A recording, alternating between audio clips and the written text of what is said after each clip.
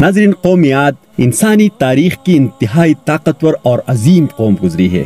یہ لوگ اتنے طاقتور تھے کہ درختوں کو جڑوں سے اکھاڑ کر پھینک دیتے تھے، پہاڑوں کو تراش کر ان میں اپنے بڑے بڑے محل بناتے تھے۔ یہ دنیا کے سب سے دراز قد کے مالک لوگ تھے۔ بعض روایات کے مطابق ان میں سب سے چھوٹے آدمی کا قد بھی 12 گز سے زیادہ ہوتا تھا۔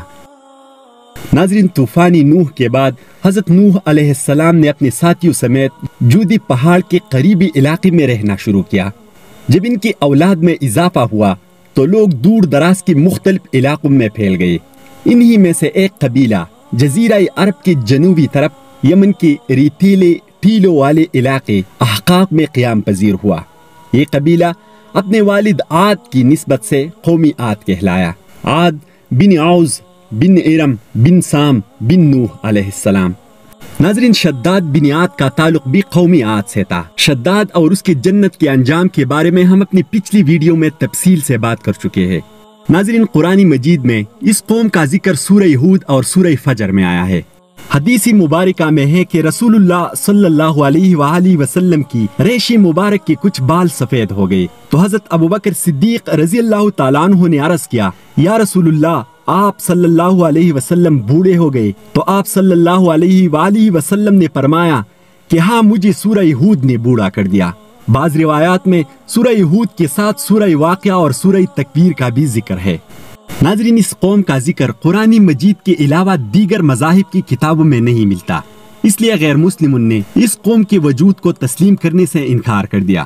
لیکن اسی صدی میں اس کے مرکزی شہر ارم، جسے عربی میں ارم ذات المعاد اور انگریزی میں اوبر یا ارم کہتے ہیں، کے آثار برآمد ہوئے ہیں، جو کہ الربیع الخالی کے اس حصے میں ہیں جو آج کل عمان میں شامل ہے۔ ناظرین، قوم عاد بڑی طاقتور اور قداور قوم تھی، لیکن ایمان و عمل کے لحاظ سے یہ پستی کا شکار تھے۔ ان کی معاشی حالت تو بہت عمدہ تھی، لیکن جہالت، گمراہی، جھوٹ، بے حیائی، باطل اقوال اور فاسد خیالات نے انہیں معاشرتی طور پر تباہی کی کنارے پر پہنچا دیا تھا۔ اور جب کفر و شرک کے سمندر میں غرق قوم عاد کی بدعمالیہ جب اپنی آخری حدود پار کر گئی تو اللہ تعالیٰ نے انہی میں سے اپنے ایک نیک بندے حضرت ہود علیہ السلام کو پیغمبر بنا کر مبعوث فرمایا۔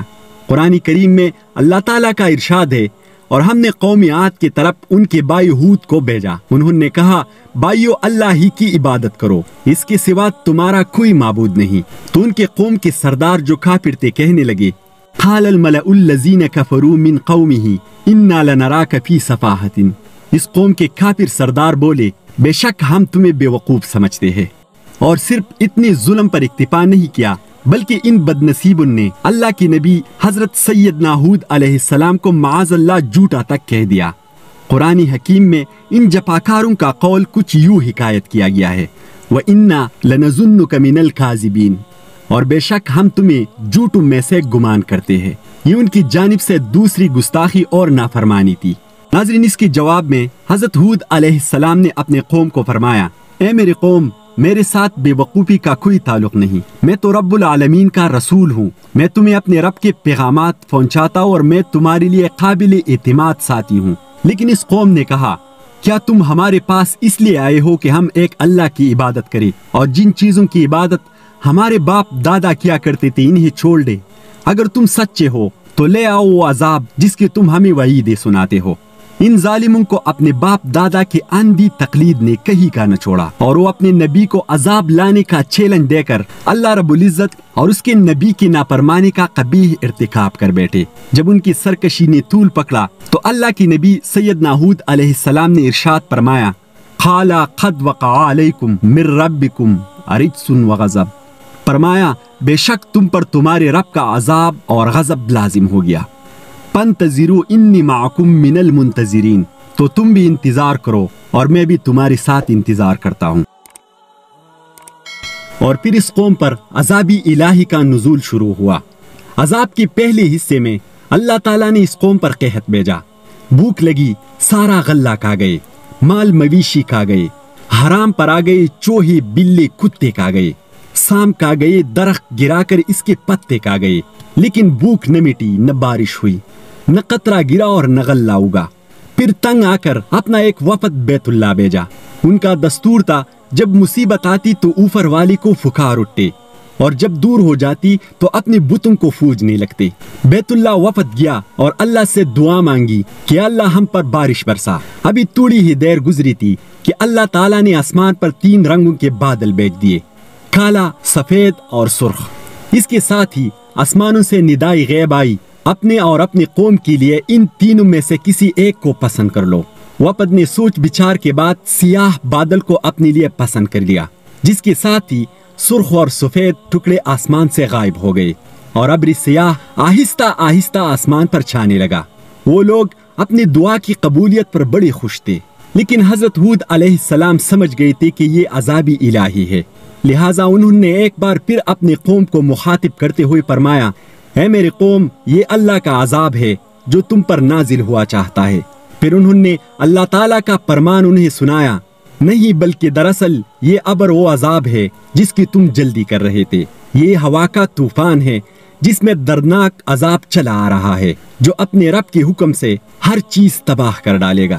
لیکن قوم عاد اپنی بدعمالیوں سے باز نہ آئی، اور پھر ان بادلوں سے ایک دم ناگہانی ایک آندھی آئی جو اتنی شدید تھی کہ اونٹوں کو سواروں سمیت اڑا کر کہیں سے کہیں پھینک دیتی تھی، اتنی زوردار ہوا کہ درختوں کو جڑوں سے اکھاڑ کر لے جانے لگی۔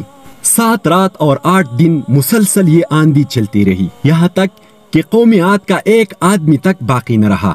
قوم عاد کے سارے لوگ اور بچے پناہ ہو گئے۔ 7 رات اور 8 دن کے بعد جب یہ آندھی ختم ہو گئی تو قوم عاد کے لوگوں کی لاشیں زمین پر اس طرح پڑی تھی جس طرح کھجوروں کے درخت زمین پر پڑے ہوتے ہیں۔ اللہ تعالیٰ نے اس خوفناک آندھی سے حضرت ہود علیہ السلام اور ان کے ساتھیوں کو محفوظ رکھا، اور انہوں نے خطیرہ نامی ایک بستی میں پناہ لے لی جہاں عذاب ان تک نہیں پہنچا اور وہ امن و سکون سے رہے۔ ناظرین، بعض روایتوں میں ہے کہ حضرت ہود علیہ السلام کی عمر 150 سال تھی۔ آپ علیہ السلام کو 50 برس کی عمر میں نبوت عطا ہوئی۔ 50 برس تک قوم کو واعظ و نصیحت کرتے رہے اور قوم کی ہلاکت کے بعد مزید 50 برس تک زندہ رہے۔